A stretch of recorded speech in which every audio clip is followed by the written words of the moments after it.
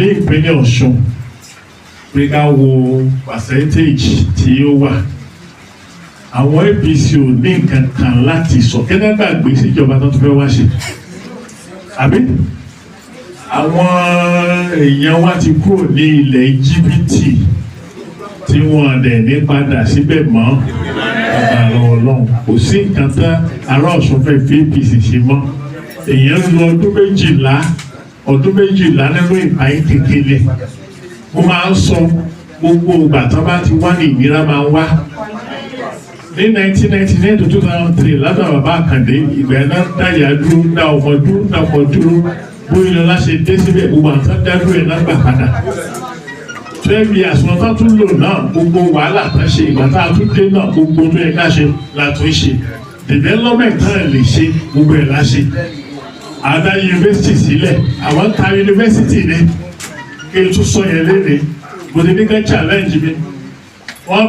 ìgbà tó yin lọ́la wà bẹ́ẹ̀ as gómìnà ládá yunifásitì Ọ̀ṣun state sílẹ̀ pẹ̀lú campuses mẹ́fà ìgbà tá a dẹ̀ bẹ̀rẹ̀ yunifásitì ẹ̀ 2 billion lórí lọ́la gbélé tó fi bẹ̀rẹ̀ lóṣogbo tó dẹ̀ káàkiri ìgbà táwọn dé síbẹ̀ wọn àbọ̀ kan yunifásitì yẹn eléyìí tá a ní táwọn àgbọ̀yọ́ state ń manage ní LAUTECH l'Ógbómọ̀ṣọ́ wọ́n tún lọ bẹ̀ wọ́n lọ ta yunifásitì ẹ̀ for 8 billion naira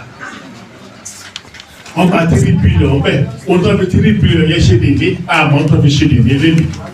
gbogbo àwọn ọmọ wa tó yẹ pé àwa àti Ọ̀yọ́ state náà gbogbo àwọn workers ìgbàjọ pé déédéé ní 50-50 ní admission ọmọ wa 50-50 ní gbogbo ẹ̀ bá ṣe ṣe nìyẹn wọ́n wá sọ wá di aráàta ní LAUTECH tó yẹ pé àwọn ló dá sílẹ̀ torí ojú kòkòrò wọn torí àìlóye wọn oyinto láta yunifásitì wa ní LAUTECH gbà yẹn so kò sí nǹkan kan tá ṣe Adébọ́lá Adélékè débẹ̀ kíákíá gbà tó bá wa ọwọ́ òbò ọlọ́ba àfọ̀rúnkẹ́ wọn ọba arúgbó lárùn pé yunifásitì Iléṣà ò fẹ́ ṣe o ìgbà tá ara bí wọ́n á lọ tó kú ọ̀sẹ̀ kan tán lọ Ọlọ́run ti dá yunifásitì Iléṣà sílẹ̀ ó dá yunifásitì ilẹ̀ òfin kọ́bọ̀ lẹ́ẹ̀bẹ̀ àbí tí wọ́n ṣe dá yunifásitì ilẹ̀ ni ẹ̀yin tó ẹ jẹ́ gbọ́n mi rédíò station àbí rédíò station tó wà ní àpò báyìí tó ti lọ gba láìsẹ̀nsì l'Àbújá tó ti wà létí pẹ́ ìgbà tí ẹ̀ bá lówó ló dà kan lẹ̀ tí ẹ̀ bá lówó àfẹnujẹ́ ní ìdílé so gbélé ìta ṣe nìyẹn kò sí nǹkan kan ṣe tí ẹ̀ bá dé yunifásitì Iléṣà lébè awo ìtú tí Adébọ́lá Adélékè ti pa síbẹ̀ ó ti ń rank pẹ̀lú University of Ife ìjọba fún mi lọ́wọ́ University Iléṣà lébè in terms of everything infrastructure àti admission àwọn èèyàn tó ṣe pẹ̀lú tí ó ti lọ déédéé bẹ̀ so kò sí nǹkan tó fẹ́ fi campaign ọmọ ìpínlẹ̀ Ọ̀ṣun mọ́ tó ti yé kò sí nǹkan tó fẹ́ fi campaign ọmọ ìpínlẹ̀ Ọ̀ṣun mọ́ láti sọ pé wọ́n padà bọ̀ kò sí nǹkan ibi tó padà bọ̀